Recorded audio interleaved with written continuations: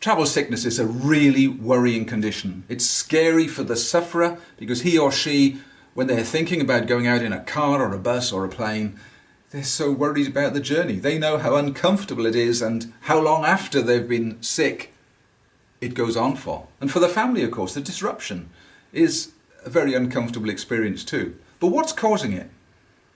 The brain needs to know what is happening all the time or it gets very stressed. And when we're travelling, we're in a vehicle and that vehicle is moving around, going around corners, going up and down. We aren't in control of that. It's happening to us. So the danger is the brain is going to get really confused about what's happening to our body. And when it gets over confused, that's when we get sick. So what should normally happen is that the brain integrates all of our senses so that it knows what's going to happen. It can predict what's going to happen and it's not stressed.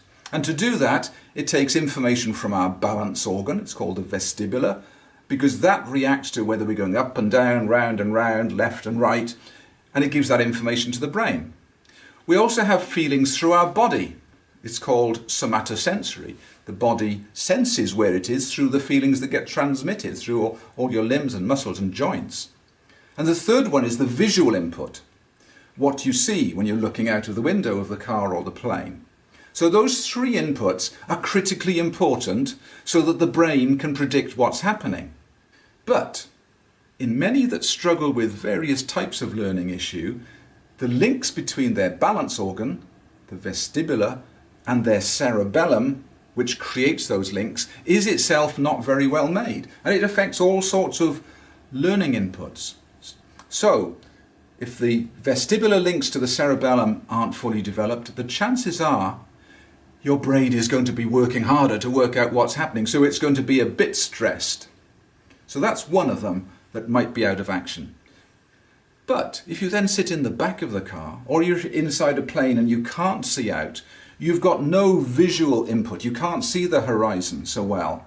So you've lost 2 out of those 3 inputs. The brain is going to be working very hard now.